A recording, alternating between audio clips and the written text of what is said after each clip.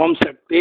சக்தியில் அனைவருக்கும் என்னுடைய அன்பான வணக்கம். சக்தியில் நம்ம இப்போ பார்க்க போகிற கதாநாயகன் பேருங்க ரெவென்யூ இன்ஸ்பெக்டர் மோகன்.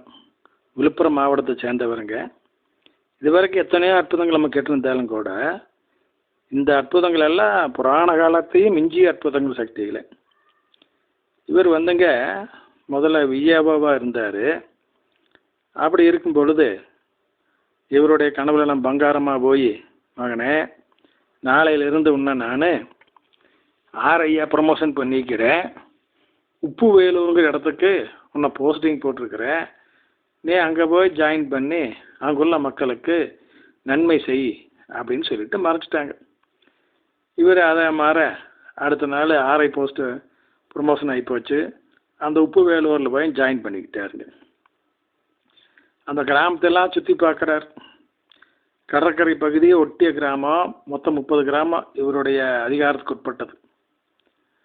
பல பின்தங்கிய இடத்துல கொண்டு நம்மளை போட்டிருக்காங்களே அம்மா, என்ன காரணமோ தெரியலையே அப்படின்னு நினைக்கிறார் அந்த வீதியில் நடந்து போகும் பொழுது.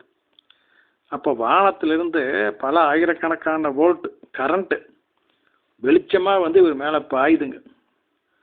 சக்தி ஒரு உடம்புல ஏறுது, அம்மா உருவேற்றுது. அந்த மாதிரி இவர் அதையும் பார்த்து ஆச்சரியப்பட்டு, இல்லை காரணகாரிதோ நடக்குது அப்படின்னு அம்மா ஓம் சக்தி அம்மான்னு நம்ம குரு பகவானை வேண்டிக்கிட்டு இவர் வேலையை பார்க்குறாரு. காரணமெல்லாம் அம்மா செய்யுங்களா, ஏன் அப்படி உருவேற்றுச்சு? அடுத்த சில நாட்கள்லேயே அந்த பகுதியில் மிகப்பெரிய வெள்ளம் வந்துருச்சுங்க. இந்த நிகழ்வு நடந்த காலம் வந்துங்க 1986 86ஆம் வருஷம் நடந்ததுங்க. இவர் அப்போ இங்கே விழுப்புரத்து பக்கத்தால் வந்துட்டாருங்க. ஏதோ வேலையாக அரசாங்க வேலையாக வந்துட்டார். இப்போ வெள்ளம் வந்து இந்த பகுதி இவருடைய பகுதியெல்லாம் பயங்கரமாக பாதிக்கப்பட்டிருக்குது. அதனால் இவர் உடனடியாக அந்த இடத்துக்கு போயாகணும். பஸ்ஸில் வந்துட்டுருக்காரு. திண்டிவனத்துக்கு 5 கிலோமீட்டருக்கு முன்னாடியே பஸ்ஸை நிறுத்திக்கிட்டா இதுக்கு மேலே போகாது, டிராஃபிக் ஜாமு, நிறையா பாலமெல்லாம் உடஞ்சி கிடக்குது, வெள்ளம்ட்டான். அதனால் இறங்கி ஒரு லாரிக்கார் விசாரிக்க, அந்த லாரிக்கார் சொல்கிறாரு, நான் வந்து உப்பு வேலூர் தான் போக போகிறேன், ஏன்னா என்னுடைய ஓனர் அங்கே இருக்கார், நான் 1 மாதம் லாரி ஓட்டின கலெக்ஷன் பணத்தை அவருக்கு கொண்டு போய் கொடுக்கணும், இப்போ திண்டிவனம் போய் நேர் வழியில் போக முடியாது, சுற்று வழியாக தான் போகணும், அதுக்கு நான் முயற்சி பண்ணுறேன் அப்படிங்கிறார். உடனே ஆர்ஐ தன்னுடைய நிலைமை சொல்லி, நான் அந்த ஊர் ஆர்ஐ தான், என்னையும் கூட்டிகிட்டு போங்கன்னு சொல்லி அந்த லாரியில் ஏறிக்கிறார். அதே மாதிரி எப்படியோ அங்கே சுற்றி இங்கே சுற்றி உப்பு வேலூர் இக்கரையில் கொண்டு வந்து இறக்கி விட்டாச்சு. குறுக்க ஆறு ஓடிட்டுருக்குது, காட்டாறு, பயங்கரமான வெள்ளம், 10-20 அடி உயரத்துக்கு தண்ணி போயிட்டுருக்குது செந்தண்ணியா. இப்போ நம்ம ஆர்ஐ மோகன் என்ன பண்ணுறாரு, அந்த தண்ணி கண்டு பயப்படல. அம்மா சொல்லிக்கிறாங்கல்லவா இந்த ஜனங்களுக்கு நன்மை செய்யன்னு சொல்லி, அதனால் செஞ்சாது ஏறோன்னு சொல்லி இவர் பேண்ட் சட்டையெல்லாம் கழட்டினார். எல்லாம் சுருட்டு ஹேண்ட்பேக்கில் வச்சுக்கிட்டார். ஹேண்ட்பேக் எடுத்து தலைமையில் வச்சு கட்டிக்கிட்டார். துண்டை போட்டு நல்லா இறுக்கி கட்டிக்கிட்டார். தண்ணிக்குள்ளே இறங்கி இந்த காட்டாத்தோட நீஞ்சி அந்த பக்கம் போயிடுவாராமா. இப்படி இவருடைய யோசனை. அதான் மூலமாக சொல்லிவிட்டு அம்மாவை வேண்டிக்கிட்டு ஒரே ஒரு கால் எடுத்து தண்ணிக்குள்ளே வச்சாருங்க. அவ்வளோதான். தண்ணி சருன்னு இவர் எடுத்துக்கிட்டு போயிடுச்சு. ஆற்றுல போயிட்டுருக்கார். இப்போ அம்மா அம்மான்னு கத்துறார். பங்காரம்மா சும்மா இருக்குமா, டப்புன்னு இவரை கையை பிடிச்சி மேலே தூக்கி விட்டுருச்சு. அப்போ அம்மா சொல்கிறாங்க, மகனே என்னோடய தோள்பட்டை பிடிச்சிக்கடா, நான் உன்னை கொண்டு அக்கறையில் விட்றேன் அப்படிங்கிறாங்க.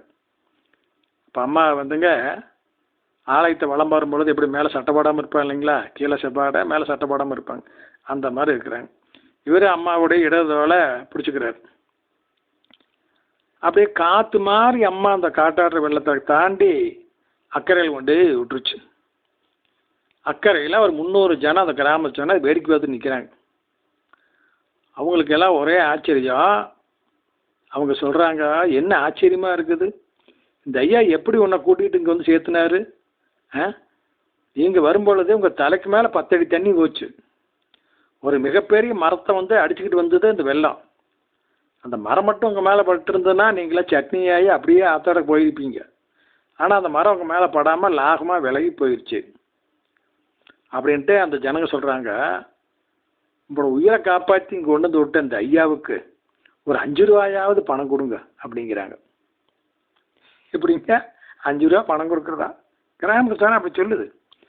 நம்ம ஆரை மோகனுமே அதுக்கு ஒத்துக்கிட்டு இந்த தலையில் இருக்கிற ஹேண்ட்பேக் எடுத்து கீழே வச்சு பேண்ட் சட்டை எடுத்து அது பாக்கெட்டில் தொலாவுறாரு. 5 ரூபாயே இல்லை, ஒரு 2 ரூபா காசு தான் இருக்குது.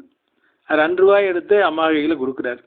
அம்மாவை சிரிச்சுக்கிட்டே வாங்கிட்டு மறைஞ்சு போயிட்டாங்க. அது வரை காய்ச்சி கொடுத்தாங்க. அப்புறம் இவர் ஊருக்குள்ளே பார்த்தா ஜனங்கள்லாம் கூட்டிகிட்டு போகிறாங்க. அங்கே ஏரிக்கரை ஒடியும் தழுவாயில் இருக்கிறது. மிகப்பெரிய ஏரிங்க. கரை வந்து ரொம்ப வலுவானது, அகலமானது. லாரி பஸ் எல்லாம் போல அந்தளவுக்கு அகலமானது. அப்படிப்பட்ட அந்த நீர்நிலையானது இப்போ தழும்பிக்கிட்டு நிற்கிது. அவ்வளவு தண்ணி வந்தாச்சு, நம்பிடுச்சு. வீக்கான பகுதியில் அரிச்சுக்கிட்டு தண்ணி வலியுது.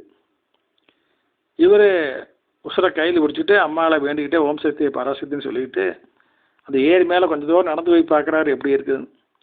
பார்த்துட்டு வந்து ஒரு யோசனை சொல்கிறாரு.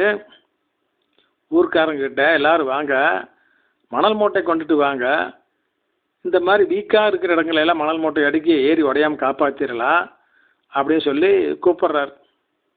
ஜனங்க சொல்கிறாங்க, சார் முதல்ல நம்ம ஊரை நம்ம காப்பாற்றிக்கலாம், அப்புறம் மற்ற வேலையை பார்க்கலாம். ஏரி முதல்ல உடச்சி விடணும். உடச்சி விடலைன்னா நம்ம ஊரெலாம் வீணாக போயிடும். இப்போவே பாருங்கள், இப்போ ஏரி தண்ணி நீர்மட்டம் அதிகமானதுனால இந்த அழுத்தம் அதிகமாகி வீட்டுக்குள்ளே தண்ணி வந்து ஊற்று மாதிரி அப்படியே பொத்துக்கிட்டு தண்ணி மேலே வருது. காங்கிரீட்டு நிலத்தை பொத்துக்கிட்டு தண்ணி மேலே வருது. அதனால் குடியிருக்க முடியாமல் எல்லாம் இங்கே மேடான பகுதிக்கு வந்துட்டோம். அதனால் ஏரி உடைக்கிறதுக்கு வழி செய்யலாம் அப்படின்னு சொல்கிறாங்க. நம்ம ஆரி அதுக்கு ஒத்துக்க மாட்டேங்கிறாரு. அப்படிலாம் செய்யக்கூடாது. அப்படி ஏரியை உடைச்சோம்னா திடீர்னு இந்த ஏரிக்கு கீழே 20 கிராமம் இருக்குது. அந்த கிராமத்தில் ஜனங்களும் ஆடு மாடுகளும் எல்லாம் தண்ணியில் அடிச்சிட்டு போயிரு, எல்லோரும் செத்து போயிடுவாங்க. அப்படி செய்யக்கூடாது. அப்படி செய்வதாக இருந்தால் முன்கூட்டி அவங்களுக்கு தகவல் கொடுத்து அவங்கெல்லாம் ஊரை காலிவிண்டு போன பின்னால் தான் செய்யணும். அதனால் அதுக்கு நான் விடமாட்டேன் அப்படிங்கிறார். உடனே அது ஊர் ஜனம் சொல்லுது, டேய் இந்த ஆரையை அடித்து தண்ணிக்கு தூக்கி போடுங்கடா அப்படின்னு சொல்கிறாங்க. பாருங்கள், இவர் என்ன சொன்னாலும் கேட்க மாட்டேன்னு என்னை மீறி உடைச்சிங்கன்னா அவங்க எல்லாத்து மேலே ரிப்போர்ட் பண்ணிடுவேன், எல்லாத்து மேலே நடவடிக்கை எடுத்துடுவேன், அதனால் அப்படியெல்லாம் செய்யாதீங்கன்னு மிரட்டுறார். ஜனங்களும் இவர் சொன்னபடி கேட்டு எல்லாம் மணல் மூட்டை கொண்டு வந்து போடுறாங்க. எத்தனை மூட்டை போட்டால் தண்ணிக்குள்ளே போயிடுது, நிற்கவே மாட்டேங்குது. அப்போ தான் அம்மா அசரீரிய ஒரு காதுக்குள்ளே சொல்கிறாங்க, மகனே தண்ணிக்குள்ளே முளைக்குச்சி அடித்து மணல் மூட்டையை அடுக்கடா, அப்போ தான் நிற்கும் அப்படிங்கிறாங்க. அதே மாதிரி இங்கே இவர் ஜனங்கிட்ட சொல்லி முளைக்குச்சி கொண்டு வந்து எல்லாம் அடித்து அது அப்புறம் மணல் மூட்டை எடுக்கும் கேட்டி அது மணல் மூட்டை தண்ணிக்குள்ளே போகலிங்க. இப்போ அந்த உடைப்பெல்லாம் சரி செய்யப்பட்டு விட்டது. ஏரி உடையிலிங்க, காப்பாற்றப்பட்டு விட்டது. எப்படி பாருங்க, நம்ம அம்மா ஒரு தொண்டனை கருவியாக வைத்து எப்போ ஏற்பட்ட காரியமெல்லாம் செய்கிறாங்க பாரசத்தில். இன்னும் நிறையா இருக்குது, சொல்கிற சக்திகளை ஓம் சக்தி.